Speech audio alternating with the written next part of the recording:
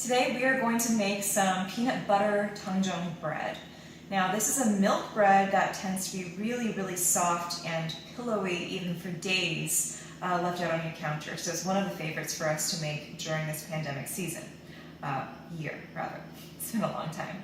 So we'll start just by making this Tangzhong dough that goes in the middle. And that is meant to sort of retain the moisture of the dough. We'll start just by setting a small pot on the stove. We're going to put in 3 tablespoons of milk. This is whole milk that I've measured. 3 tablespoons of water. It's a little cloudy because I use the same spoon as for the milk. And to that, I'm going to scoop out 2 tablespoons of flour. Now, you can use all-purpose flour or bread flour, whatever you have handy.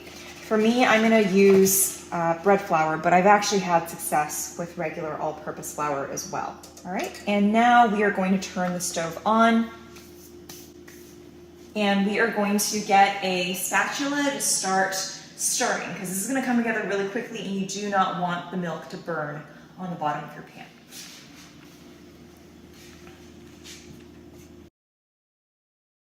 So as soon as this slurry slash, I don't even know what you'd call this. As soon as this is starting to come together like this, you can kind of see how it's starting to get clumpy, almost like a really thick gravy. That's your sign to take it off the stove.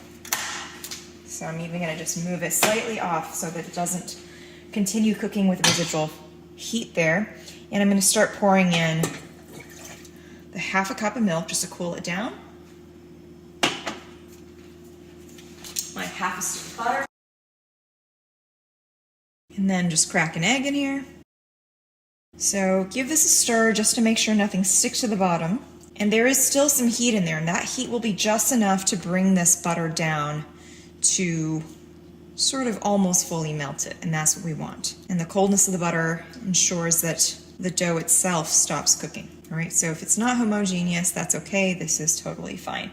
Just leave it there while we measure out the rest of the dry ingredients. Okay, so now we're gonna work on the dry ingredients, and sometimes when you find recipes online with baking bread, for example, they will show you these ingredients measured in cups as well as in some unit of weight. And I prefer to always go with the unit of weight. Why? Well, because flour is one thing that is easily compactified, right? So if you measure out a cup of flour, you compactify it a little bit more, you actually have room for a little bit more. So it's really, really not precise based on how compacted the flour is, whereas mass or weight is a lot easier to standardize and sort of rely on. So we're gonna start out with measuring out 300 grams of flour. Next, we're gonna add our sugar. And so we can opt for either 50 grams of sugar or 1/4 cup of sugar. I'm gonna again go with our weight measurement. So right now you can see the scale reads 300 for the flour. I'm just gonna make that go up to 350. It's a little bit high, but you know what? I think we're just gonna roll with it. Next, we are going to go in with a teaspoon of salt and a tablespoon of yeast. I'm using quick rise instant yeast. And since my tablespoon right now is wet, I'm just gonna use the teaspoon. 3 teaspoons is the same as 1 tablespoon, so this is always a good time to practice some math as well. Okay, this is a quick little stir to make sure everything is somewhat combined. All right, so at this stage, the butter is almost all melted and what's left over is pretty soft. So I would call this room temperature butter. So I am good with putting this into my dry ingredients and starting to mix.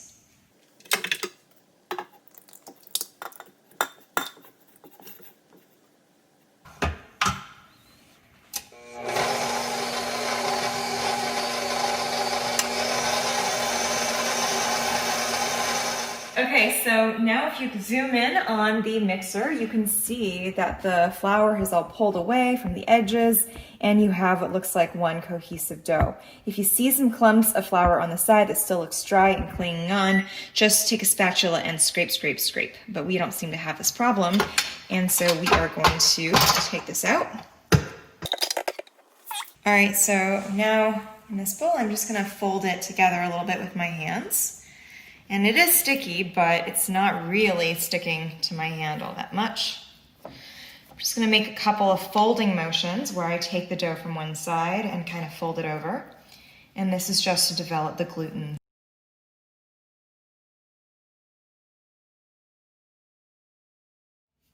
When you have it almost formed into the shape of a ball, just put it in and cover it with saran wrap and let it sit for about 60 to 90 minutes. All right, it's been about 90 minutes and you can see our dough has just poofed up. So this is now the right time to start working with it. And in preparation, I have just lightly floured my board. It's a very massive cutting board. Also a very small rolling pin and a dough scraper. This will make your life so much easier. Also, I have here a small spatula that I can use to apply any filling with. A loaf pan, very standard loaf pan, and I didn't even butter the inside because there's already so much butter inside of our dough. So, I'm pretty much set to get going. Alright, here's my dough, so it's very pillowy. I am going to cut this into 4 sections. So just eyeballing it, take this dough scraper, cut it in half, and then cut each of the halves in half again. Does not need to be perfect. And then with each of these, what I'd like to do is just form it into kind of a little ball just by pulling the sides downward, just like so.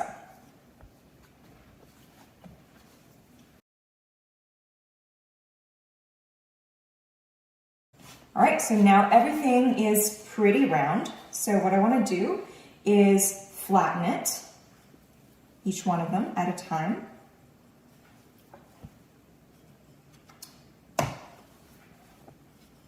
And then, with the seam side down, this is where I kind of like fold it over the ends. I'm going to just do a tuck that direction, then a tuck in the other direction. Now roll this out again.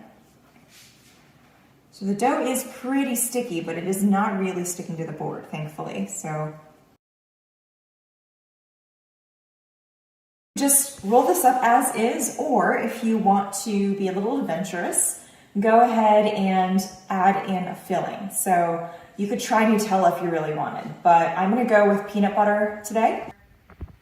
Just take a generous spoonful, or spatula full, if that's a word, and spread it out.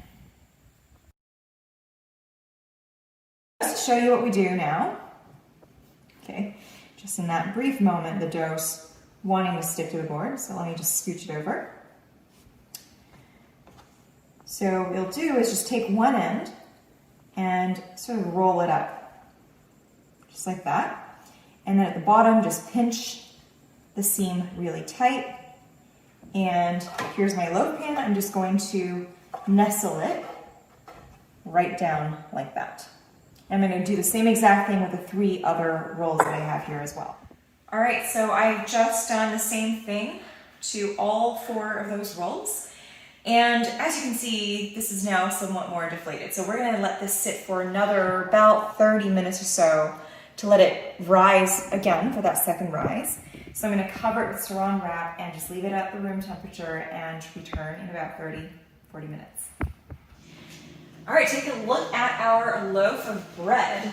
The 4 rolls that we've put together and nestled in there are getting really cozy and they really inflated, and this is the right time to start baking. This has actually been about 50 minutes, and you could just sort of babysit until it gets to about the stage where it looks like it's about to flow above the pan.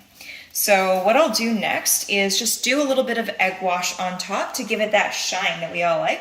So here I have an egg in a bowl. I'm going to add just a splash of water to it.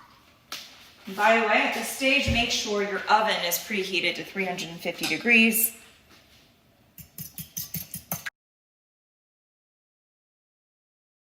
All right. So next, take one of these nice little brushes and just brush the egg wash on top. I baked a second loaf just because baking is such a thing that I like to do 2 loaves at a time, but I only have 1 loaf pan. So if you have a round cake pan like this, you can basically divide it into more portions, 7 or 8 or whatever you feel like, and your rolls will be smaller, but that's completely okay. And you just follow the same exact process as before. So just be creative in how you want to arrange these. All right, so we are ready now to stick this into a preheated oven at 350 degrees. We're gonna put it in there for about 25-30 minutes.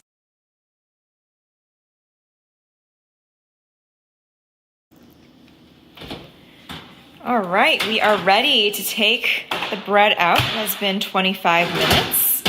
So we're just gonna let it sit here on the counter before we go in. And look at that. We depress one side. I think the texture's still gonna be fine. Okay, so it's been a little over an hour, so I think the bread has cooled. And it's just kind of nice, right? Kind of glossy on top because of the egg wash.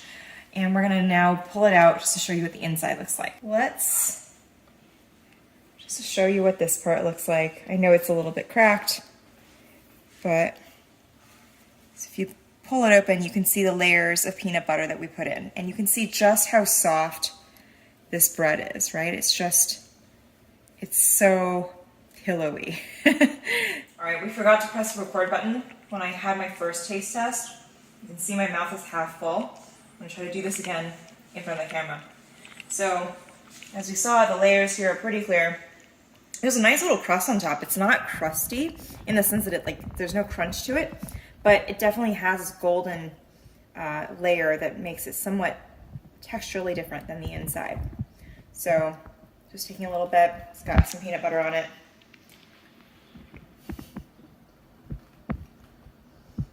It is really hard to eat bread elegantly in front of a camera, but I can say peanut butter is just delicious. It's not too sweet, a little bit salty, and just adds that extra little bit of interesting characteristic to this bread. And the dough itself, the bread, is very, very soft, right? You can see it just like flakes away as you want it. So I really love this bread. I hope you guys give it a try too. Talk with your mouth full, show me what it's like once you try this recipe out. See you guys next time on Food Bite.